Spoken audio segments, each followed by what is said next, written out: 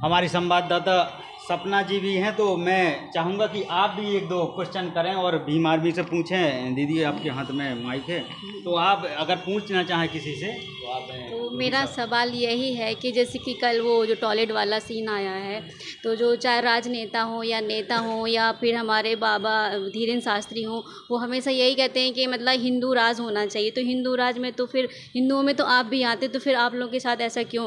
क्योंकि अगर हीरोइन ने कपड़े पहने ऑरेंज कलर के, भगवा कलर के, तो उस पर इतना ऑब्जेक्शन किया, और कल जो उन्होंने लोअर पहना वो भी भगवा कलर का, तो उस पर आप क्या कहना चाहेंगे? ये आपका सवाल अच्छा था।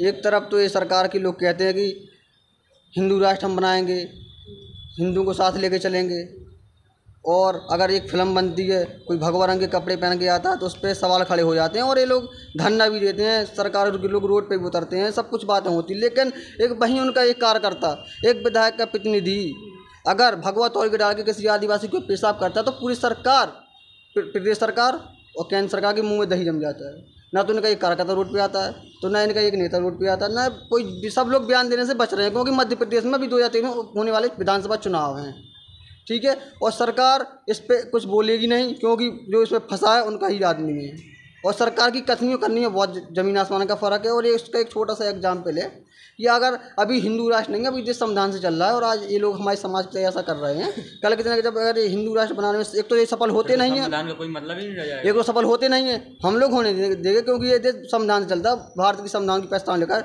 हम भारत के लोग क्लियर, ठीक है। अगर हिंदू राष्ट्र ये लोग बनाने के लिए सफल भी होते हैं तो ऐसे आए दिन जो चीज़ें होंगी तो ये बहुत ही निंदनीय है। एक सब कुछ ये जो कर रहे हैं, लोग चाहते हैं कि जो दलित, बैकवर्ड, पिछड़े, आदिवासी, मुसलमान आज के जो सैकड़ों साल पहले जीते थे जब देश गुलाम था, अंग्रेजों का गुलाम था, तो ये लोग वही राज लाना चाहते हैं। ऐसा होना मुश्किल है, असंभव है बहन। जब हमारे भगवान राम ने भेदभाव नहीं समझा, उन्होंने सबरी के झूठे बेर गाए, या उन्होंने वाल्मीकि जी को मतलब बराबर का दर्जा दिया, तो ये हिंदू धर्म में यहाँ पे क्यों मतलब ऊंचा नीच देखा जाता है? इसके बारे में आप क्या कहना चाहते हैं? ये सरकार की तुष्टीकरण की राजनीति है। सरकार अपने फायदे के लिए किस भाई भाई को लड़ा देती है, बाप बेटे का गला कटवा देती है। जो सरकार है, सरकार कुछ भी कर सकती है। यहाँ हमारी लड़ाई किसी धर्म, किसी व्यक्ति, किसी विशेष से नहीं है, किसी देवी देवता से नहीं है। हम आपसे ये बता दें, सरकार का राम मंदिर का मुद्दा खत्म हो गया है। अभी उत्तर प्रदेश में मुद्दा बहुत बड़ी प्रमुखता से चला है 90 के दशक से कि राम मंदिर, तो वो मुद्दा खत्म है। अब इनका, और ये चुनाव के पहले नए नए बाबाओं को लॉन्च करते हैं, चाहे बाबा आसाराम रहे हों, चाहे बाबा राम रहीम रहे हों। ये सरकार मार्केटिंग अपनी बाबाओं से करवाती है क्योंकि ये देश यहाँ आज भी 80% आदमी आस्था के बाबा में बह जाता है, तो ये बाबाओं से अपनी मार्केटिंग करवाते हैं ये लोग। और मार्केटिंग अभी एक नया बाबा है धीरेन्द्र शास्त्री नाम का, वो भी बढ़िया मार्केटिंग कर रहा है, वो भी खूब भविष्य बता रहा है, खूब पर्चे लिख रहा है। अभी 1 महीने पहले कर्नाटका में एक रेलवे हादसा हुआ, वहाँ पे उड़ीसा में, हाँ उड़ीसा में बालासोर में एक रेल हादसा हुआ, वहाँ पे हमारे ट्रेनें आमने सामने टकरा गई। अगर वो दुनिया का पर्चा बता रहा है तो उसको ये पता क्यों नहीं था कि वहाँ पे ट्रेन पलटने वाली है। उसकी अगर वो भविष्यवाणी करता तो हमारे रेलवे विभाग के जो कर्मचारी अधिकारी हैं उस पर वो संकलन बना लेते, ट्रेन लोको पायलटों को संकलन देते, उस पर रोक लग जाती, इतनी बड़ी दुर्घटना ना होती, ना हमारे देश की संपत्ति का नुकसान होता, न जान का नुकसान होता, न माल का नुकसान होता। तो ये कहीं ना कहीं ये सब एक बातें उजागर होती जा रही है, सब ना कहीं भाजपा की साजिश से भाजपा अपनी मार्केटिंग करवा रही है, बाकी सब कुछ नहीं है। अब मैं एक चीज़ और जानना चाहूँगा, चाहे शरद जी आप ही जानें, जब चंद्रशेखर भाई के ऊपर हमला होता है और दलितों की सबसे बड़ी नेता बहन कुमारी मायावती, जो आप जान रहे हैं बीएसपी चला रही हैं और 4 बार की मुखिया हैं, मुख्यमंत्री रही हैं उत्तर प्रदेश की, चंद्रशेखर भाई के हमला होने के बाद सब नेता ट्वीट करते हैं, अखिलेश जी ने भी किया और तमाम नेता चंद्रशेखर भाई बताते हैं कि राहुल गांधी तक का फ़ोन आया है, सबने उनके स्वास्थ्य के बारे में जानकारी ली, लेकिन मायावती कुछ भी ना ट्वीट करती हैं ना कोई वो कहती हैं। तो मतलब क्या मतलब दलित कैसे सोचते हैं मायावती को लेके? आज भी दलित मायावती के साथ हैं या चंद्रशेखर जी के साथ हैं? देखो सर्वप्रथम तो ऐसा है कि बहन जी हमारे लिए सम्मानीय है। अच्छा। और हम उस पर ज़्यादा कटाक्ष तो नहीं करेंगे, लेकिन अगर देखा जाए बहुजन समाज के द्वारा तो जिस प्रकार से बसपा ने आवाज़ नहीं उठाई, एक मानते थे कि अदर पर्सन और भी थे जिन लोगों ने, चाहे अखिलेश जी हों, चाहे स्टालिन हों, और चाहे कोई अदर सांसद हो, असदुद्दीन ओवैसी जी हों, सब लोगों ने ट्वीट किया समर्थन में। एक राजनीतिक गतिविधि से ऊपर उठ करके बहन जी को थोड़ा बोलना चाहिए था। ये थोड़ा समाज को व्यथित में डाल रही है कि अचानक बहुजन समाज के एक नेता पर इतना भारी घात हो जाता है और बहन जी के द्वारा इस प्रकार से टिप्पणी नहीं आती। चलो ठीक है, आज हमारे लिए आज भी सम्मान है उनके लिए और हमेशा रहेगा, वो हमारा मान सम्मान है।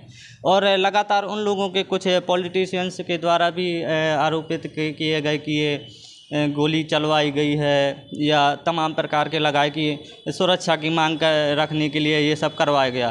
तो गोली आम बात नहीं होती है चलना, और वो निशाना देख के नहीं जाती है कि वो कहाँ लगेगी।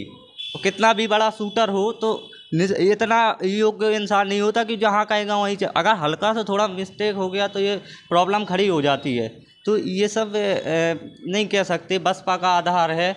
और चंद्रशेखर भाई पे जिस प्रकार से गोली चली है, तो अगर उसको देखा जाए, जो पर्सन अभी 4 लोगों को गिरफ्तार किया गया है, अगर उनका आधार देखा जाए तो मुझे लगता है कि वो इतने बेकार किस्म के लोग हैं जो पूरे देश में गलत माहौल पैदा करने की कोशिश कर रहे हैं। और इस घटना से पूरा बहुजन समाज व्यथित है। और अगर उसको देखा जाए इस घटना को, तो इन लोगों का अगर आधार जोड़ा जाए और इस घटना को एकत्रित किया जाए तो उनकी स्थिति और ये आधार देखा जाए तो बिल्कुल मैच नहीं खाता है। और ये वो कहते कि नाम कमाने के लिए किया, ये बाइट आई ना प्रशासन द्वारा कि ये नाम कमाने के लिए, ये नाम नहीं बल्कि ये मर्डर करने की कोशिश थी, हमारे बहुजन नेता को समाप्त करने की कोशिश थी। ये वो कहते हैं कि ये सोची समझी ही रणनीति थी हमारे नेता को ख़त्म करने के लिए।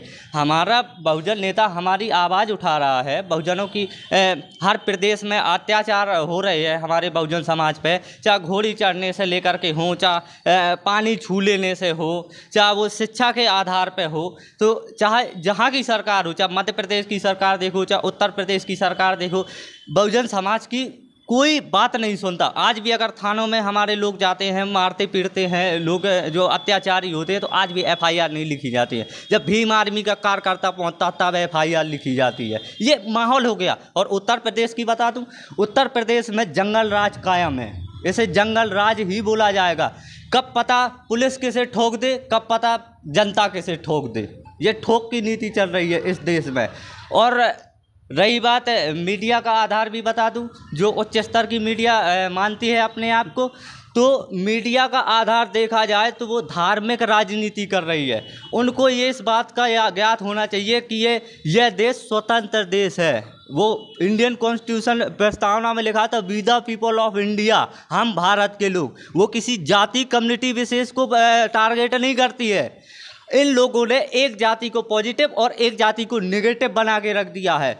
अगर विश्व का इतिहास देखा जाए तो एक घटना आज भी पूरे विश्व में कायम है कि हुतू और तुत्सी के बीच में जो रेडियो रवांडा नाम का कांड हुआ था ना, वो कितना दर्दनाक था। वो अगर ये घटना अगर पैदा हो गई देश में एक दूसरे के प्रति, आज हमारा कोई अदर कम्युनिटी का भाई है, हमसे वो बात करने में डरता है भाई, वो बात करने में ये लगता है ये हिंदू, ये फलाना, ये सब हम लोगों में आपसी व्यवधान पैदा हो रही है। ये जो बड़े बड़े नेता है वो तो काम करके चला जाता है, बोल के चला जाता है, झेलना तो जनता को पड़ता है ना, आम जनता को। अब मध्य प्रदेश की घटना ले लो, मध्य प्रदेश में अभी दलित समाज के जो आदिवासी समाज के जो भाई थे, उस पर कैसे मूत्र विसर्जन किया गया उस हमारे भाई के ऊपर। वो एक विधायक का प्रतिनिधि था, वो पावरफुल था, सत्ता में था, उसने प्रयोग किया, गलत प्रयोग किया उसने। वो भी तो भगवा कलर का पैजामा पहने था, उसका भी तो सम्मान रखना चाहिए था। अभी प्रशासन ने उस लड़के को पकड़ा है और शिवराज सिंह चौहान जी जो मुख्यमंत्री है मध्य प्रदेश के, उसी भाई को अभी बैठा कर उसके पैर धुलने का जो नाटक कर रहे हैं, अभी देखा है मैंने, कुछ पहले अपडेट हुई है उसका तस्वीर, तो शिवराज जी ने जो अपडेट की है उसमें हमने देखा कि उस भाई के पैर धुल रहे हैं, नाटक दिखा रहे हैं हम लोगों के सामने, माला पहना करके नाटक दिखा रहे हैं। और पुलिस का रवैया देखे, पुलिस ने कॉलर पकड़ ली उस लड़के की और ले जा रहे, और पीठ में हमें तो ये लग रहा कि ये मार रहा है या इसकी पीठ थपथपा रहे हैं ये लोग। हम लोगों को ये कूड़ा मकोड़ा समझ रहे हैं ये लोग। अगर ऐसी घटनाएं बहुजन समाज में होती रहेंगी तो ये बहुजन समाज के लिए ठीक ठाक नहीं है माहौल। अब भाई के जो घटना हुई है 28 तारीख को, अगर उस घटना के आधार पर आए जाए तो हम लोगों ने पूरे ज़िले में ज्ञापन दिए थे सुरक्षा के माध्यम से, तो प्रशासन ने इस बात को तो सुना है नहीं बिल्कुल। वो तो वो सोच रहे हैं कि कब इनका खात्मा हो जाए। तो बहुजन समाज ये भूलेगा नहीं प्रशासन को कि सत्ता परिवर्तन होती है, सत्ता किसी की मुनासिब नहीं, सत्ता किसी की हमेशा नहीं रहती है, सत्ता भी परिवर्तन होती है। आज हम अकेले, कल तुम भी अकेले होंगे। लेकिन हम अच्छा, एक और कमेंट आया महक सिंह जी पे कि महक सिंह जी ने किसी एक जाति विशेष पर टिप्पणी की है। तो मैं बता देना चाहता हूं कि हमारी लड़ाई किसी जाति विशेष पे नहीं है। हमारी किसी भी जाति, अगर कोई, हमारी ना ब्राह्मणों से लड़ाई है ना ठाकुरों से लड़ाई है, हमारी लड़ाई ठाकुरवाद से है और हमारी लड़ाई ब्राह्मणवाद से है। और ये लड़ाई हम हमेशा लड़ते रहेंगे। ठाकुरवाद से लड़ाई कैसे है? जैसे हमारे भाइयों को घोड़ी पे चढ़ने पे उतार दिया जाता है, खाना खाने पे उनको अछूत दर्शाए जाते हैं, घृणा पैदा करते हैं, ये होता है ठाकुरवाद। इनसे हमारा विरोध हमेशा होता रहेगा, आर पार की होगी। मामला है यहाँ पर, और हमारे जो चंद्रशेखर भाई हैं उनके ऊपर दोबारा हमला हो चुका है 28 जून को। उन्हें सुरक्षा नहीं मिल रही है। जो और भी लोग हैं, जैसे बाबा लोग हैं, धीरेन्द्र शास्त्री जी हैं, उन्हें Z+ सुरक्षा दी जाती है। जो हमारा दलित समाज का नेतृत्व करने वाला है, पूरे 80% समाज का नेता है, उसको जो लोग सुरक्षा नहीं दे पा रहे हैं।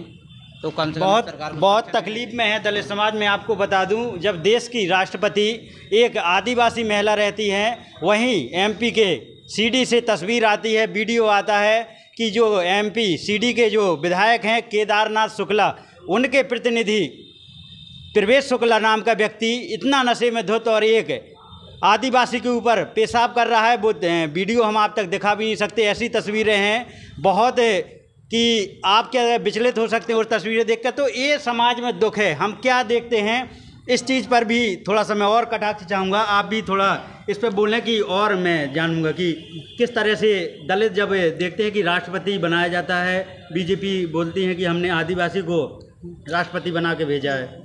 अभी कुछ दिनों पहले देखा हो कि रामनाथ कोविंद जी भी राष्ट्रपति थे, दलित समाज के थे, ठीक है, इससे पहले और इससे पहले थे। और वो मंदिर गए थे तो मंदिर में उनको जाने से रोक दिया गया था। यही जातिवाद है, आपको पता ना। एक राष्ट्रपति बता रहे हैं कि हाँ, मंदिर में जाने से रोक दिया गया था, यही जातिवाद है।